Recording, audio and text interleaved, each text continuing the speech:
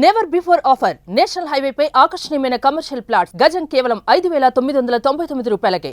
కూకట్పల్లి బాలిక సహస్ర హత్య కేసుకు సంబంధించి అయితే 3 రోజులుగా కూడా ఇన్వెస్టిగేషన్ సాగుతోంది. సో ఇక్కడ మనతోని కొంతమంది ఉన్నారు. అంటే ఫస్ట్ వాళ్ళ నాన్న వెళ్ళి చూసిన తర్వాత ఇక్కడ కింద నేబర్స్ ఉంటారు కదా, వాళ్ళు వెళ్ళి చూసారు అసలు ఏం జరిగింది అనేది. సో ఆ రోజు ఏం జరిగింది ఏంటి ఒకసారి వాళ్ళతో మాట్లాడే ప్రయత్నం చేద్దాం. హలో అండి. సో అసలు ఆ రోజు ఏం జరిగింది, మీరెప్పుడు వెళ్ళారు, మీకెప్పుడు తెలిసింది? ఆ రోజు 1 గంట ప్రాంతంలో పెద్ద పెద్ద అరుపులు వినిపించిన వాళ్ళ డాడీ. మధ్యాహ్నం 1 గంట ప్రాంతంలో 5 నిమిషాలు అటు ఇటు ఆ టైంలో అరుపులు వినిపిస్తే ఏందని పైనుంచి తొంగి చూస్తే 2 పిల్లలు ఇట్లా షాకింగ్లో ఉన్నారు. ఏమైనా చెప్పలేక మాట వస్తలేదు వాళ్ళకి. ఇంకో పాప ఉన్నది, ఏమైందమ్మా గట్టిగా అంటే ఎవరో పొడిచేసారు ఇట్లా అంటే నేను షాక్ అయిపోయి తొందరగా కింది దిగిపోయినాం. ఇక నేను మా తమ్ముడిని అందరినీ పిలుచుకుంటే వెళ్ళిపోయినా కింది గారు పక్కకి పొడిచారంట పోదాం అంటే ఇక నెక్స్ట్ 2-3 మినిట్స్ వెళ్ళిపోయినాం పైకి. మళ్ళీ పోయేసరికి వాళ్ళ ఫాదర్ కింద పడి ఏడుస్తున్నాడు. పాప చనిపోయింది. అప్పటికి ఏం లేదు, అన్ని కత్తిపోట్లు ఉన్నాయి, ఇక్కడ కత్తిపోట్లు ఉన్నాయి, బెడ్ మీద ఉన్నది, అట్లే చనిపోయింది పాప. అప్పటికి పోయేసరికి చనిపోయింది. ఇంకా ఇమీడియట్ 108 కాల్ చేసినాము, 100 కాల్ చేసినాము.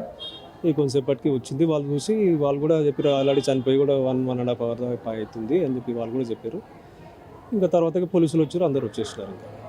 అంటే మీకు ఆ రోజు అంటే రోజు రొటీన్ ఇక్కడ చూస్తే కనుక మీకు ఏరియా అలవాటయ్యే ఉంటుంది. సో ఆ రోజు ఎవరైనా కొత్త పర్సన్ ఎవరైనా అనుమానంగా ఎవరైనా కనిపించారా? లేదు మేడం, ఆ రోజు ఎవరేం కనపడలేదు.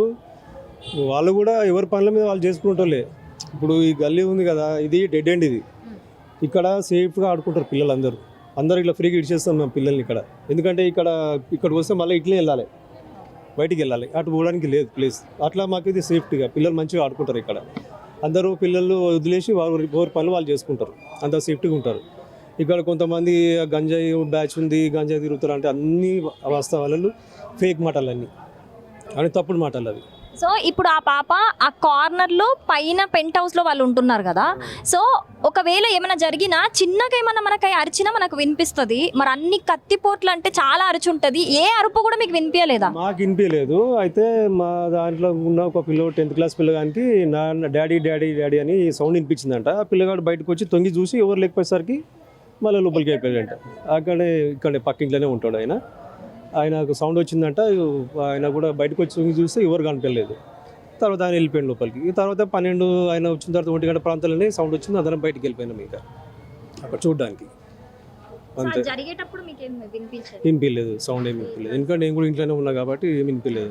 సౌండ్ వినిపిస్తే ఖచ్చితంగా మేము ఈ ఇల్లు కదా, ఎక్కడైనా సౌండ్ వచ్చినా కానీ ఖచ్చితంగా బయటకు వస్తాము. మేము ఒకరికొకరు పలకరించుకుంటాం. మేము ఇక్కడ ఏదన్నా బయటకు వచ్చి మాట్లాడతాము. అది సౌండ్ ఏమి వినిపించలేదు అప్పుడైతే. ఇక్కడ చూస్తే ఏరియాలో సీసీటీవీ అనేది చాలా తక్కువ కనిపిస్తుంది, సరౌండింగ్స్ ఎక్కడ లేదు. బట్ ఇక్కడ కార్నర్ లో ఒక సీసీటీవీ కనిపిస్తుంది. సో అదేమైనా చెక్ చేశారా మీకు ఇది జరిగిన తర్వాత? మీకు తెలిసిన చెక్ చేస్తున్నారు, పోలీసు వాళ్ళు చూస్తున్నారు. వాళ్ళు అది చెక్ చేసి లేదు, వాళ్ళు పోలీసు వాళ్ళే చూస్తున్నారు. పిలిచినప్పుడు మేము ఐడెంటిఫై చేస్తున్నాము, వస్తున్నాం. కానీ కొత్త వ్యక్తులు అయితే ఎవరేమో కనపడలేదు. ఒకటి మన నిన్న అదే బిల్డింగ్లో ఉన్న 2nd floor అతన్ని ఒక ఆయన తీసుకుపోయారు పోలీసు, అనుమానిస్తున్నారు అని చెప్పేసి. ఆయననే మర్డర్ చేసిందని చెప్పేసి కొన్ని ఛానల్స్లో వేస్తున్నారు. అది రాంగ్ ఇన్ఫర్మేషన్. అది అంటే పోలీసు వాళ్ళు కన్ఫామ్గా ఏం చెప్పలేదు. ఆయన అనుమానం అని చెప్పి తీసుకుపోయినారు. పాపం ఆయన ఫోటోతో సహా వేసి పాపం ఆయనను ఇది చేస్తున్నారు. ఓకే, ఆయన చేస్తే కన్ఫామ్ అయితే చేసుకోండి, కానీ కన్ఫామ్ చేయకముందు వేయడం కూడా కరెక్ట్ కాదు కదా. మళ్ళీ ఈరోజు పొద్దున ఓనర్సే చేశారంట అని ఈరోజు కొన్ని ఛానల్స్లో వస్తున్నాయి, ఓనర్సే చేశారంట అని చెప్పేసి. అదంతా ఫేక్, వాళ్ళని బదనాం చేసినట్టే కదా. అది కొంచెం అంటే నిజమేదో తెలుసుకొని చేస్తే బాగుంటుంది. ఇప్పుడు మీడియా సపోర్ట్ ఉండాలి మాకు కూడా. మేము కూడా మా పనులను ఆపుకొని ఉంటాం. వాడు ఇంత తొందర దొరికితే మేము కూడా అంత తొందరగా మా పనులు మేము చేసుకుంటాం ఫ్రీగా. మా పనులు మేము కూడా చేసుకోలేకపోతున్నాము. ఎందుకంటే పోలీసులు పిలుస్తున్నారు, ఎంక్వైరీలు చేస్తున్నారు, మాకు టైంకు ఏం లేకుండా అవుతుంది. వాళ్ళు తొందరగా దొరకాలి, వాడిని శిక్ష పడాలి. మాకు అప్పుడు నిమ్మలం ఖచ్చితంగా దొరకాలని కోరుకుంటున్నాము. దొరకాలని శిక్ష పడాలి. మీరు కూడా ఈ గల్లీలోనే ఉంటారు కదా పక్కనే? మా అన్నయ్య మీరు మాట్లాడింది. సో మీరు కూడా వెళ్ళారా ఆ టైంలో? అయితే ఇన్సిడెంట్స్ జరిగిన టైంకి అరౌండ్ 1 o'clock ఆ టైంకి గట్టిగా ఏడుపు శబ్దం వినిపిస్తే ఏందబ్బా అని అక్కడికి వెళ్ళి చూసేసరికి పాప బెడ్ మీద అట్లనే పండుకొని ఉంది, అన్కాన్షియస్, చనిపోయింది అప్పటికే. మళ్ళీ తర్వాత ఇంకా వెంటనే మేము అంబులెన్స్కి కాల్ చేయడము, 100కి డయల్ చేయడము ఇవన్నీ జరిగినాయి. సో ఇప్పుడు సీసీటీవీ ఫుటేజ్ అన్నారు, అది పోలీస్ వాళ్ళు డీటెయిల్గా చూస్తున్నారు. ఐడెంటిఫికేషన్ కోసం మమ్మల్ని పిలుస్తున్నారు, ఏం జరిగింది, వీళ్ళెవరు అని. ఆ రోజు ఏమీ డెలివరీస్ కానీ అట్లేం మాకేం రాలేదు, మా ఇంటికి కానీ పక్కన కానీ ఇట్లా కొత్త వ్యక్తులు వచ్చినట్టు ఏం లేదు. సో పోలీస్ వాళ్ళు ఐడెంటిఫై చేస్తున్నారు. సో రిక్వెస్ట్ ఏంటంటే మీడియాతో కూడా మొత్తం వాస్తవం తెలుసుకున్న తర్వాత టెలికాస్ట్ చేస్తే బాగుంటుంది. ఎందుకంటే అందరికీ సొసైటీలో వాళ్ళ సెల్ఫ్ రెస్పెక్ట్ ఉంటుంది.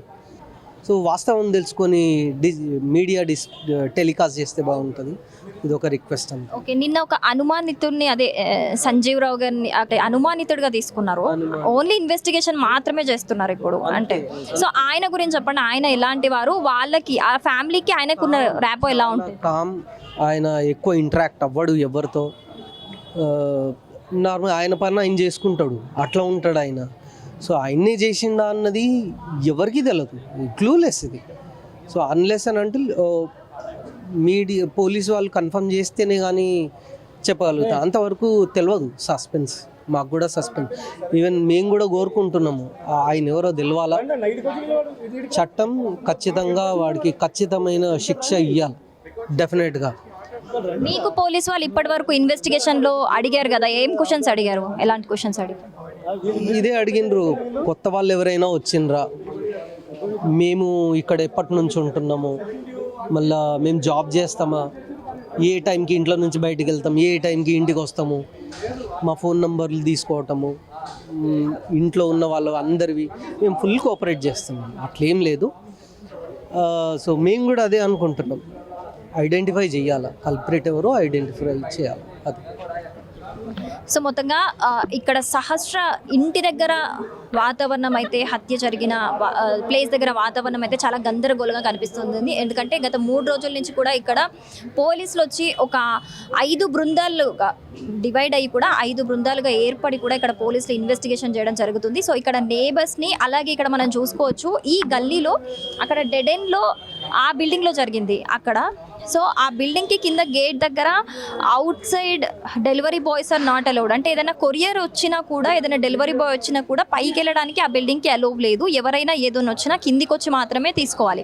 సో ఆ రోజు ఏవైనా కొత్త వ్యక్తులు ఎవరైనా అలా ఏదైనా డెలివరీ బాయ్ అని చెప్పేసి ఎవరైనా వచ్చారా అని చెప్పేసి కూడా ఆ కోణంలో కూడా పోలీసులు దర్యాప్తు చేస్తూ ఇక్కడ నేబర్స్ని కూడా ఇన్వెస్టిగేట్ చేస్తున్నారు. సో అక్కడ డెడ్ ఎండ్లో బిల్డింగ్ ఉంటే ఇక్కడ మనకి ఒక సీసీటీవీ ఫుటేజ్ అనేది ఇక్కడ ఒకటి కనిపిస్తుంది, బట్ ఇక్కడది వర్క్ అవ్వట్లేదు అని చెప్తున్నారు. సో ఆ లాస్ట్ బిల్డింగ్లో ఉన్న సీసీటీవీ ఫుటేజ్ అనేది మనకి ఇప్పుడు ఒక మెయిన్ ఎవిడెన్స్గా చెప్పుకోవచ్చు. అంటే ఇందులో ఏదైనా రికార్డ్ అయింది మనకి, దీనికి ఈ కేసుకి సంబంధించి యూజ్ అవుతుంది అని చెప్పేసి ఇందులో సీసీటీవీ ఫుటేజ్ కూడా తీసుకొని పోలీసులు ఇప్పటికే ఎంక్వైరీ చేస్తున్నారు. సో ఈ నేపథ్యంలోనే ఇక్కడ ఉన్న నేబర్స్ని కూడా అడిగి తెలుసుకుంటున్నారు. అంటే మీరు ఎక్కడ ఉంటారు, ఎన్ని ఇయర్స్ నుంచి ఉంటున్నారు, ఎవరు ఎలా ఉంటారు, ఎన్ని గంటలకు వెళ్ళారు, ఎన్ని గంటలకు వచ్చారు, ఇలాంటివన్నీ కూడా వీళ్ళ ఇక్కడ ఉన్న చుట్టుపక్కల వాళ్ళందరిని అడిగి కూడా పోలీసులు ఇన్వెస్టిగేషన్ చేస్తున్నారు. ఈ రోజు కూడా పొద్దునుంచి, ఈరోజు 3వ రోజు హత్య జరిగి ఈ రోజు కూడా పొద్దునుంచి కూడా ఎస్ఓటీ పోలీసులు వచ్చి మొత్తం కూడా అక్కడ ఇల్లు జరిగిన అంటే కింద ఏదైతే నేబర్స్ ఉన్నారో అది జరిగింది 3rd ఫ్లోర్ పెంట్ హౌస్లో. So 2nd floor and ground floor ఓనర్స్ని అందరినీ కూడా ఇన్వెస్టిగేట్ చేస్తున్నారు. సో ఈ చుట్టుపక్కల కొన్ని షాప్స్ ఉన్నాయి, అక్కడ కూడా ఎవరైనా అనుమానంగా కొత్త వాళ్ళు ఏమైనా కనిపించారా అని చెప్పేసి ఇన్వెస్టిగేట్ చేస్తున్నారు.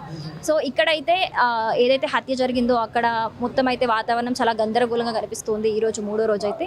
సో మొత్తంగా అయితే ఈ కేసుకి సంబంధించి అయితే ఇప్పటి వరకు ఎలాంటి అంటే ఎవరు జస్ట్ అనుమానితులు మాత్రమే ఉన్నారో తప్పితే ఎవరు వీళ్ళు అంటే ఎవరు చేశారు, ఏంటి, ఎందుకు చేశారు, అంత కిరాతకంగా ఎందుకు చంపారు అనే దానికైతే నిజంగా అందరూ క్లూలెస్గానే ఉన్నారు. సో మొత్తంగా అది ఇక్కడ 3వ రోజు పరిస్థితి అయితే. కెమెరామెన్ నగేష్తోని శిరీష, సుమన్ టీవీ. సుమన్ టీవీలో మీ పర్సనల్ అండ్ బిజినెస్ ప్రమోషన్స్ కోసం కింది నెంబర్కి కాంటాక్ట్ చేయండి. డ్రగ్స్, గంజాయి లాంటి చెడు వ్యసనాలకు దూరంగా ఉండండి. తాత్కాలిక ఆనందం కోసం జీవితాలని నాశనం చేసుకోవద్దు. డ్రగ్స్ విక్రయాలు, దందాలు నిర్వహిస్తే 1800599696 టోల్ ఫ్రీ నంబర్ కి కాల్ చేయండి. డ్రగ్స్, గంజాయిని నిర్మూలిద్దాం, భవిష్యత్తును కాపాడదాం.